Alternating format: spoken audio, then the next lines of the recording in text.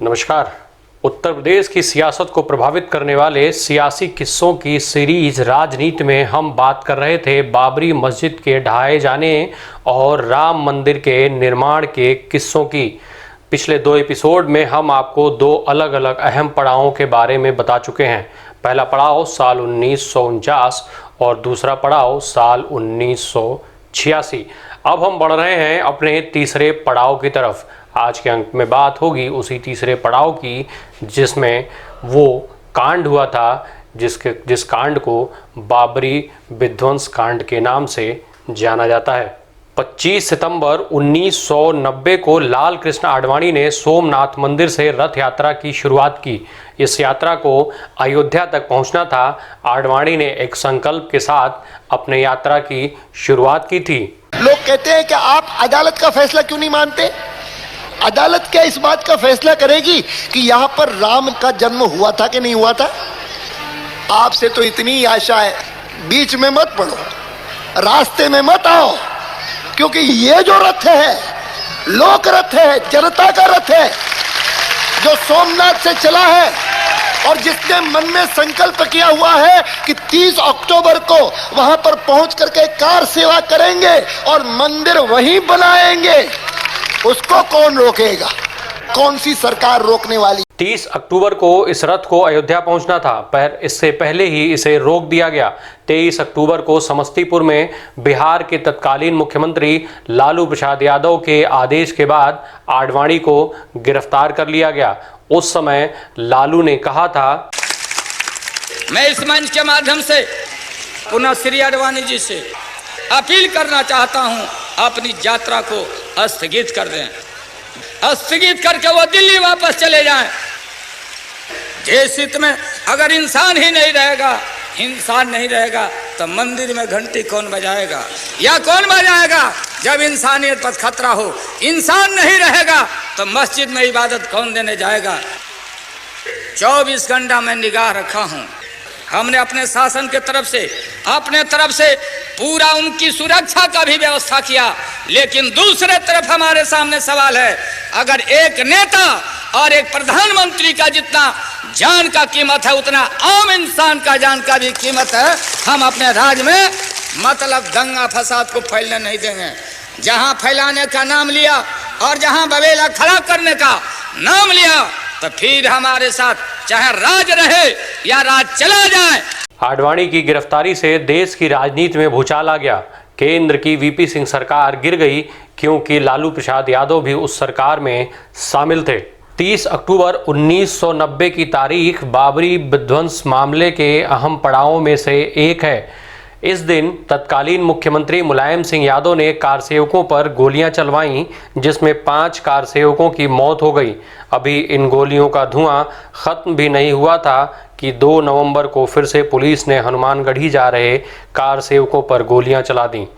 इस बार 1.5 दर्जन से ज़्यादा कारसेवक मारे गए। याद रखिएगा कि ये आंकड़ा सरकारी है। मारे गए लोगों का अंतिम संस्कार किया गया, उनकी राख को देश के अलग अलग हिस्सों में भेजा गया। इसी राख के से अगले कारसेवा की चिंगारी का जन्म हुआ। अयोध्या में 6 दिसंबर 1992 को जो हुआ उसकी न तो किसी ने कल्पना की थी और न ही ऐसा कोई देखना चाहता था। उसने भारत के इतिहास में एक काला पन्ना जोड़ दिया। पर 6 दिसंबर को जो हुआ वो कोई एक दिन की घटना नहीं थी। कई दिन पहले से ही कार सेवकों का जमावड़ा अयोध्या में शुरू हो चुका था। 4 दिसंबर को अयोध्या में 2 लाख से ज़्यादा कार सेवकों की भीड़ पहुंच चुकी थी।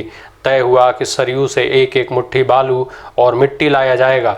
मकसद था कि विवादित परिसर के पास गड्ढे को भरना। पर कार सेवकों के इरादे कुछ और थे। पिछले एपिसोड में आडवाणी और सिंघल की खिचड़ी की बात हुई थी, साथ ही बात हुई थी कि अटल के घी डालने की। दरअसल आडवाणी और सिंघल अयोध्या में जमे थे। उधर 5 दिसंबर की दोपहर में अटल बिहारी वाजपेयी ने लखनऊ में एक बहुत बड़ी रैली की। उस रैली में अटल ने जो कहा उसने हिंदुओं में एक नया जोश भर दिया। सुप्रीम कोर्ट ने जो फैसला किया है उसका अर्थ मैं ये निकालता हूं, वो कार सेवा रोकता नहीं है। सचमुच में सुप्रीम कोर्ट ने हमें अधिकार दिया है कि हम कार सेवा करें।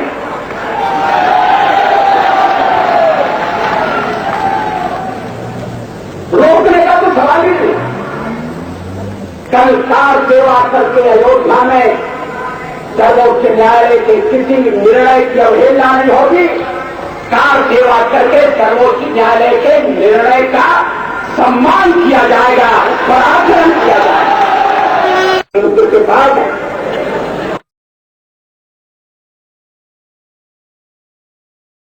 तो कोई नहीं बैठ सकता, तो जमीन को समतल करना पड़ेगा, बैठने लायक बनाना पड़ेगा।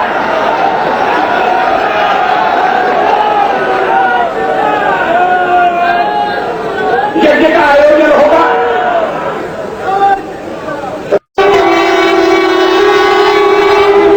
मैं नहीं जानता कल वहां क्या होगा। मेरी अयोध्या जाने की इच्छा थी, मगर मुझे कहा गया तुम दिल्ली जाओ और मैं आगे इसका पालन करूंगा। 5 दिसंबर की शाम तक बाबरी ढांचे का गिरना तय हो चुका था। ये माना जाता है कि गुंबद गिराने का रिहर्सल एक दिन पहले ही हो चुका था। इस संबंध में कई फोटोएं सोशल मीडिया पर अब भी उपलब्ध हैं जो उस समय खींची गई थीं। हालांकि रिहर्सल की फ़ोटो खींचते समय कई फोटोग्राफरों के कैमरे तोड़ दिए गए थे। 6 दिसंबर 1992 सुबह 6 बजे के पहले से ही कार सेवकों की भीड़ विवादित परिसर के आसपास इकट्ठा होने लगी। साथ ही इकट्ठा होने लगी पुलिस और मीडिया। परिसर की सुरक्षा के लिए वहां पीएसी तैनात कर दी गई। संघ के स्वयंसेवकों ने भी घेरा बना रखा था, जिससे पुलिस और कार सेवकों के बीच एक लंबा खांचा तैयार था। उधर देश की राजधानी दिल्ली में प्रधानमंत्री आवास पर सन्नाटा पसरा था। प्रधानमंत्री पीवी नरसिम्हा राव अपने स्टाफ से अयोध्या के पल पल की खबर ले रहे थे। कुछ ऐसे ही हालात लखनऊ में मुख्यमंत्री आवास पर भी थे। मीडिया रिपोर्ट्स की माने तो मुख्यमंत्री कल्याण सिंह ने सुबह ही अयोध्या में मौजूद आडवाणी से फ़ोन पर बात की, फिर डीएम और पुलिस के आला अधिकारियों से वहां के हालात पर चर्चा की। उधर विनय कटियार के घर आडवाणी, जोशी और सिंघल नाश्ते पर कार सेवा की योजना पर मंथन कर रहे थे। 10 बजते बजते बीजेपी और बीएचपी के नेता राम कथा कुंज पहुंचने लगे थे। आडवाणी, जोशी सहित तमाम नेता कार सेवा की तैयारी देखने पहुंचे और साथ ही पहुंच चुके थे लाखों कार सेवक। बताया जाता है कि 30,000 लोग तो राम कथा कुंज में लगे तंबुओं में ही रह रहे थे।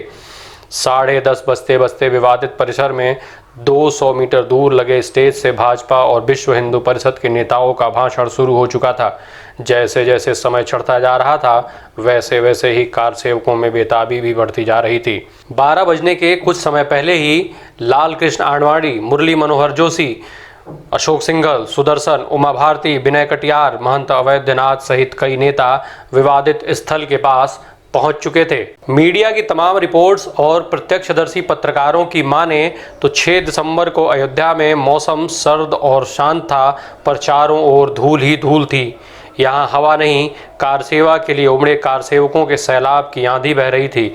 जय श्री राम, राम लला हम आएंगे, मंदिर वहीं बनाएंगे, एक धक्का और दो, बाबरी मस्जिद तोड़ दो, जैसे नारों से अयोध्या का आकाश गूंज उठा था।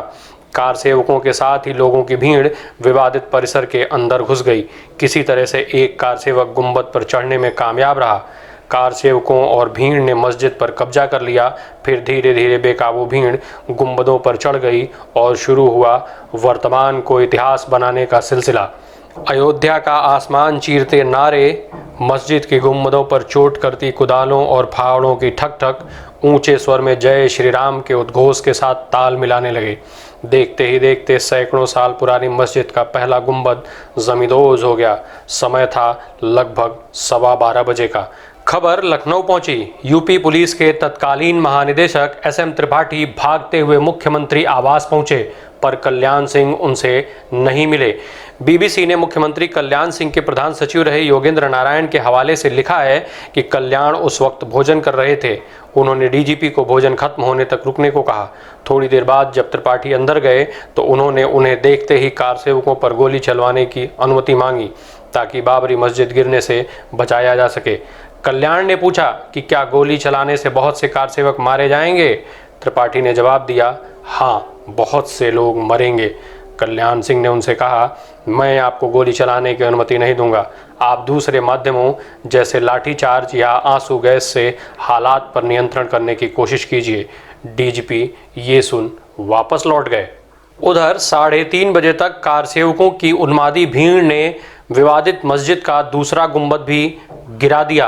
अब केवल मुख्य गुंबद बचा था, उस पर भी प्रहार जारी था। ये प्रहार तब तक चलता रहा जब तक तीसरा मुख्य गुंबद भी जमींदोज नहीं हो गया।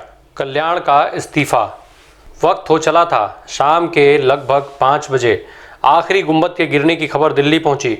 उस वक्त तक देश के कई हिस्सों से दंगों की खबर फैलने लगी थी।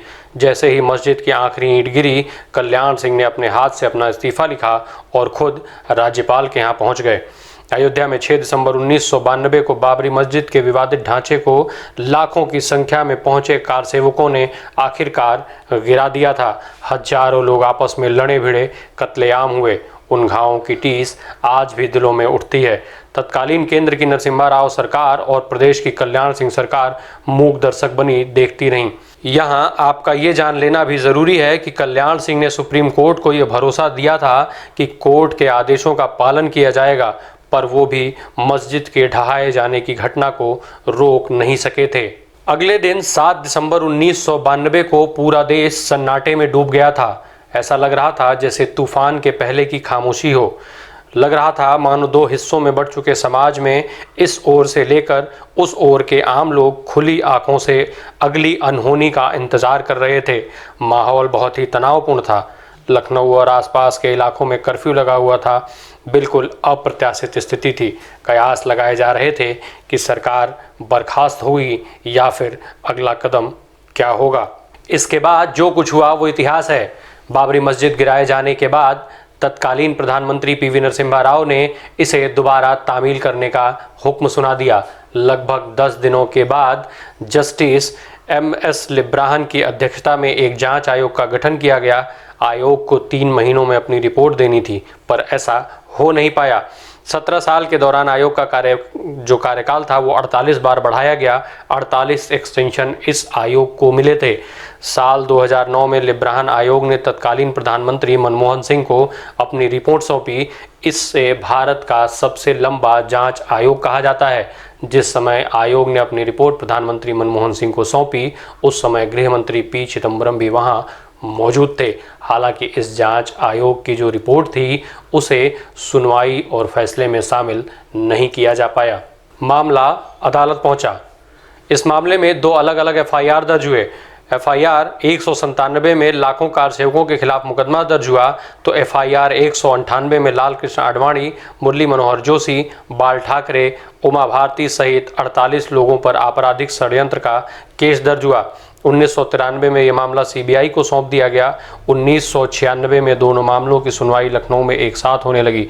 बाद में इलाहाबाद उच्च न्यायालय ने भूमि शीर्षक का मामला दर्ज हुआ, जिसका फैसला 30 सितंबर 2010 को सुनाया गया था। फैसले में 3 न्यायाधीशों की पीठ ने फैसला दिया कि अयोध्या की विवादित 2.77 एकड़ भूमि को 3 हिस्सों में विभाजित किया जाएगा, जिसमें एक हिस्सा रामलला या हिंदू महासभा, दूसरा हिस्सा सुन्नी वक्फ बोर्ड और तीसरा हिस्सा निर्मोही अखाड़े को दिया जाना था। इसके बाद ये मामला सुप्रीम कोर्ट पहुंचा।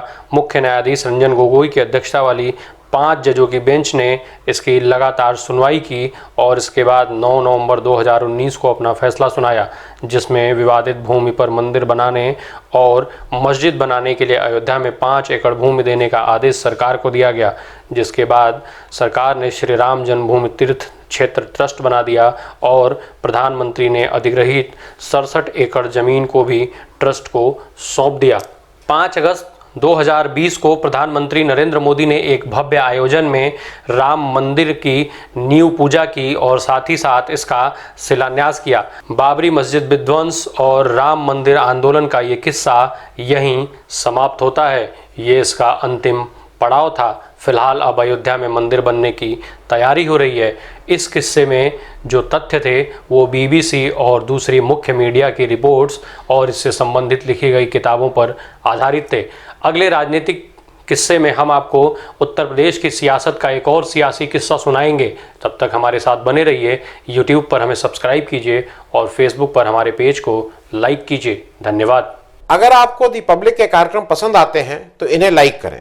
अगर आप इस वीडियो को YouTube पर देख रहे हैं तो चैनल को सब्सक्राइब करें, और अगर आप इसे Facebook पर देख रहे हैं तो दी पब्लिक के पेज को लाइक करें। अगर आप चाहते हैं कि हम निष्पक्ष पत्रकारिता को जारी रखते हुए आपसे जुड़े मुद्दों पर सवाल उठाते रहें तो हमें सहयोग करें। आपका छोटा से छोटा सहयोग भी इस मुहिम को जारी रखने में हमें ताकत देगा। डोनेट करने के लिए डिटेल्स जो हैं वो डिस्क्रिप्शन बॉक्स में दी गई हैं। धन्यवाद।